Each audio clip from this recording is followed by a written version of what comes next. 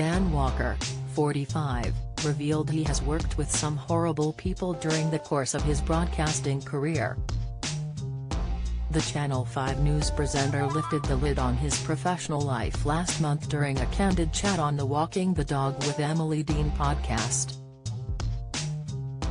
Speaking as the pair took a stroll through his local park in Sheffield, Emily asserted, "You can be the most talented person in the world, but no one wants you around if you're difficult." Dan then agreed, "That is definitely true. And also I worked with some horrible people over the years. And, I won't mention who any of them are, but, I just think that every person you meet in life, that's an opportunity to either make their day better or worse.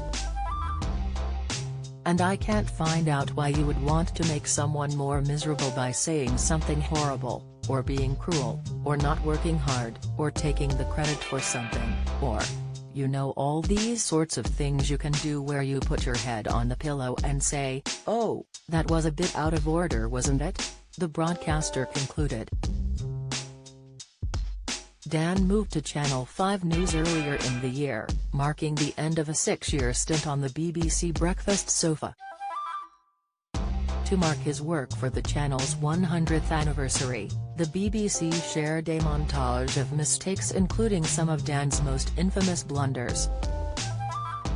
Following the cheeky commemoration, titled 100 Seconds of BBC Going Wrong, Dan felt compelled to explain himself.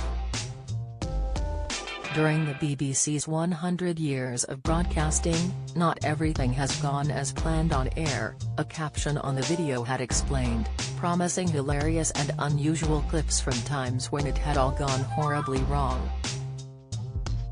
The video sampled one newsreader sheepishly announcing, "If the auto cue was working, I could now read you something, but as it isn't, I can't."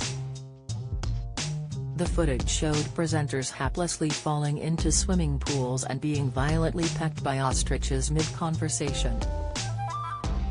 Dan's own contribution was merely witnessing an embarrassing mishap, rather than being responsible for one himself.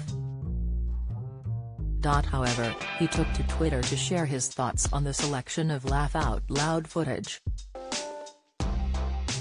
He told his 777,300 followers, "It is so magnificently BBC to celebrate a century with a montage of mistakes. Delighted to have made the cut." Then he quickly corrected himself, adding, "I should say, that's not because the BBC makes a lot of mistakes but because the corporation is always happy to laugh at itself." On June 6, Dan presented his first News at 5 show and his debut saw 390,000 viewers tuning in. After Dan's debut, the Channel 5 broadcaster shared his ratings success on Twitter.